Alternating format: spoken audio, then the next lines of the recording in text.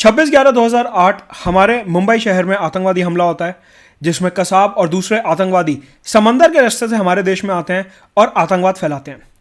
उसके बाद से हमारे यहाँ कोस्टल सिक्योरिटी के ऊपर काफी ज्यादा ध्यान दिया जाने लगा और भारत सरकार एकदम सक्रिय हो गई। कई सारे कदम उठाए गए कोस्टल सिक्योरिटी को प्रमोट करने के लिए, जिससे कि अगली बार समंदर के रास्ते से कोई भी आतंकवादी भारत में ना आ पाए। GS main paper 3 internal security के पॉइंट ऑफ व्यू से टॉपिक काफी इंपॉर्टेंट है। सीधा 250 वर्ड से 150 वर्ड का क्वेश्चन बनता है। दो टाइप के क्वेश्चन बन सकते हैं, एक छोटा क्वेश्चन और एक बड़ा क्वेश्चन, 150 वर्ड्स का और 250 वर्ड्स का। दोनों के पॉइंट ऑफ व्यू से यहां पे देखेंगे कि हमारी कोस्टल सिक्योरिटी के लिए सरकार क्या कदम उठा रही है और किस तरीके से हम अपने तटीय सुरक्षा को मजबूत बना सकते हैं। अनअकैडमी में सब्सक्राइब करने के लिए use the referral code Madhu Gupta. Unlock 20 offer चालू है, जहां पे अगर आप सब्सक्राइब करते हैं 20% का आपको ऑफ मिलेगा। Also do join the Telegram channel, link नीचे डिस्क्रिप्शन बॉक्स में दिया हुआ है। तो अनअकैडमी पे अगर आप सब्सक्राइब करते हैं तो आपको 20% का ऑफ तो मिलेगा ही, साथ में 6 महीने का एक्सटेंशन एब्सोल्युटली फ्री मिलेगा। 28 जुलाई से नए बैचेस शुरू हो चुके हैं इंग्लिश, हिंदी और बाइलिंगुअल में, जहां पे पूरा सिलेबस कवर करवाया जाएगा प्री मेंस इंटरव्यू के पॉइंट ऑफ व्यू से। अनअकैडमी का zero cost EMI is also available. Doubt दरबार, जो कि absolutely free doubt resolution session है, वो होगा अनअकैडमी पे 2, 3 और 5 अगस्त को। साथ के साथ ऑप्शनल के बैचेस इंग्लिश, हिंदी और बाइलिंगुअल में अवेलेबल हैं। 7 अगस्त को अपना कॉम्बैट होने वाला है, जो कि हमारा गेमिफाइड वर्जन है। Do join combat.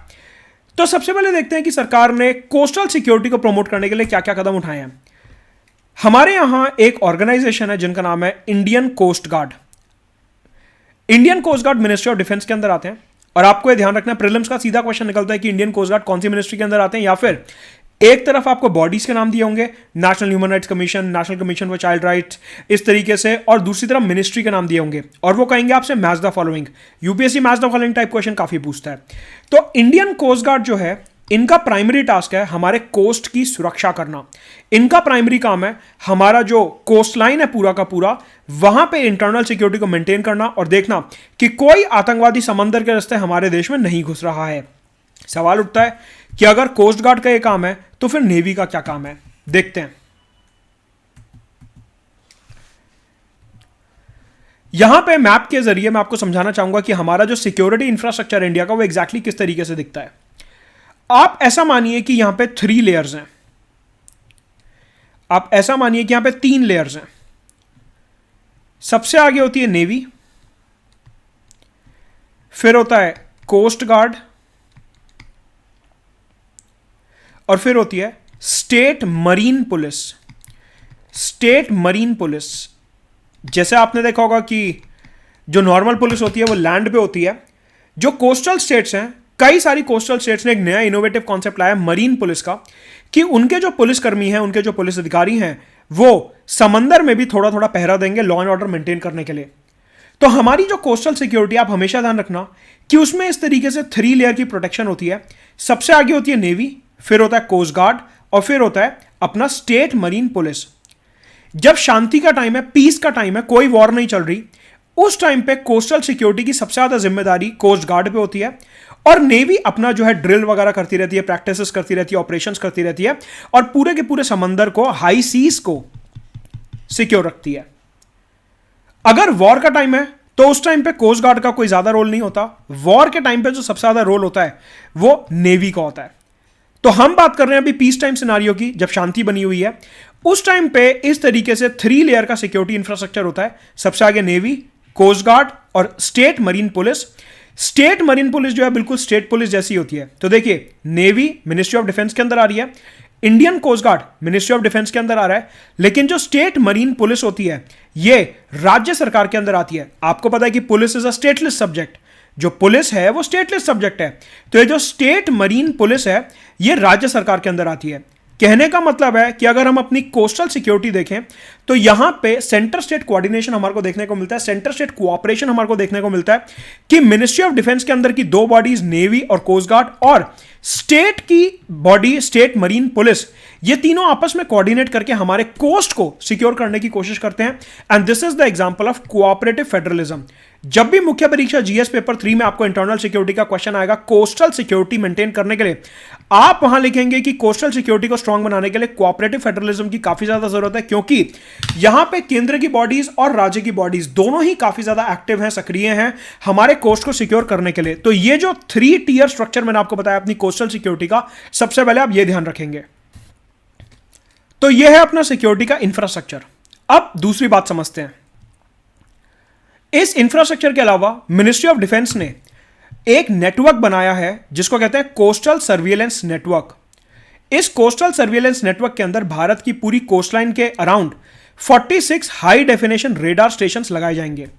मतलब कि ये जो हमारी पूरी की पूरी कोस्टलाइन है, यहां पे 46 हाई डेफिनेशन के रेडार स्टेशंस लगाए जाएंगे और उनको आपस में कनेक्ट किया जाएगा। मतलब कि कोस्टल सिक्योरिटी को रेडार्स के माध्यम से हम मॉनिटर करेंगे और इस तरीके से यहां पे पूरे इंडिया के कोस्टलाइन में 46 रेडार स्टेशंस लगाए जाएंगे जो कि हाई डेफिनेशन रेडार्स होंगे, जिनकी क्वालिटी ऑफ डेटा काफी अच्छा होगा।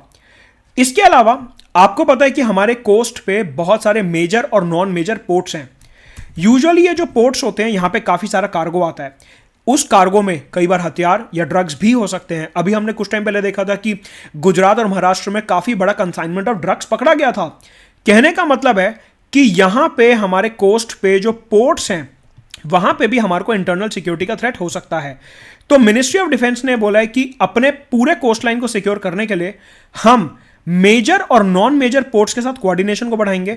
जो यहां पे हमारी कोस्ट लाइन पे मेजर और नॉन मेजर पोर्ट्स हैं, उनके साथ कोऑर्डिनेशन बढ़ाया जाएगा, जिससे कि हमारे को पता रहे कि इंडिया में कौन सा सामान इंपोर्ट एक्सपोर्ट हो रहा है। तो देखिए, एक तो हाई डेफिनेशन रेडार नेटवर्क, जिसे कोस्टल सिक्योरिटी नेटवर्क बोलते हैं, वो सेट किया जाएगा और साथ में मेजर नॉन मेजर पोर्ट्स के साथ कोऑर्डिनेशन प्रमोट किया जाएगा। इसके अलावा भारत सरकार ने एक स्टैंडर्ड ऑपरेटिंग प्रोसीजर बनाया है। स्टैंडर्ड ऑपरेटिंग प्रोसीजर का मतलब होता है एक सेट ऑफ गाइडलाइंस बनाया है कि हम कोस्टल सिक्योरिटी को किस तरीके से मजबूत कर सकते हैं, और वो स्टैंडर्ड ऑपरेटिंग प्रोसीजर जो है सारे के सारे स्टेट्स और यूनियन टेरिटरीज को उसकी एक एक कॉपी भेजी गई है। इसके अलावा भारत सरकार का मानना है कि सपोज करिए अपना जो मुंबई टेरर अटैक हुआ था, वहां पे बहुत से ऐसे मछुआरे थे जिन्होंने कसाब और दूसरे आतंकवादियों की बोट को आते हुए देखा था, लेकिन उस टाइम पे उन्हें कभी अंदाजा भी नहीं था कि अगर हम कोई ऐसी बोट आते हुए देख रहे हैं तो ये हमारे मुंबई में इतना बड़ा आतंकवादी हमला कर सकते हैं। तो सरकार ने बोला कि जो लोकल कम्युनिटी और पर्टिकुलरली समंदर में मछुआरे जो हैं, उनकी अवेयरनेस और उनके साथ कोऑपरेशन काफी जरूरी है। अगर उन्हें कुछ भी संदिग्ध, उन्हें कुछ भी ऐसा डाउटफुल दिखता है तो वो सीधा इंडियन कोस्ट गार्ड और स्टेट मरीन पुलिस को इत्तला करेंगे। तो मतलब कि 3 tier security infrastructure, radars, major और नॉन मेजर पोर्ट्स के साथ collaboration, standard operating procedure, local community के साथ पर्टिकुलरली फिशरमैन के साथ कोलैबोरेशन। इस प्रोग्राम का नाम है कम्युनिटी इंटरेक्शन प्रोग्राम, कि जो कोस्टल कम्युनिटीज हैं उनके साथ इंटरेक्शन बढ़ाएगी अपने कोस्ट गार्ड और स्टेट मरीन पुलिस। राइट, तो ये कदम थे कोस्टल सिक्योरिटी को मजबूत करने के।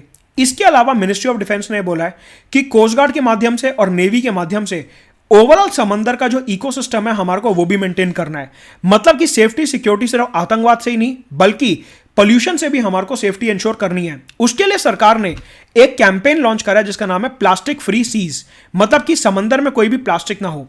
इस प्लास्टिक फ्री सी के ऑब्जेक्टिव को अटेन करने के लिए कि हमारे समंदर के पानी में कोई भी single use plastic, micro plastics, micro beads और दूसरे प्रकार के प्लास्टिक जो हैं, नॉन बायोडिग्रेडेबल प्लास्टिक जो है वो डिस्चार्ज ना हो, इसके लिए 2 इनिशिएटिव लॉन्च करे गए हैं। एक पुनीत सागर अभियान और एक स्वच्छ सागर अभियान।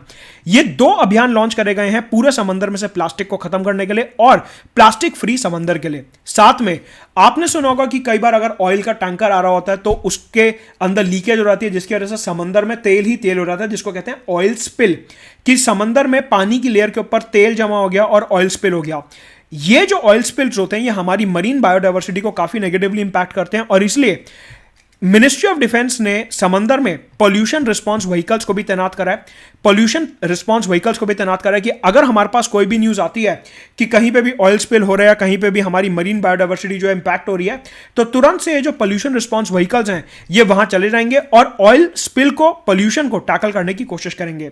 तो ये है भारत सरकार द्वारा उठाए हुए कदम सिक्योरिटी और पॉल्यूशन को टैकल करने के लिए, और साथ में मैप बेस्ड अप्रोच हमने देखी कि किस तरीके से मेजर, नॉन मेजर पोर्ट और 3 टियर इंफ्रास्ट्रक्चर है। अनअकैडमी में सब्सक्राइब करने के लिए यूजर रेफरल कोड मदद गुप्ता पर 20% डिस्काउंट।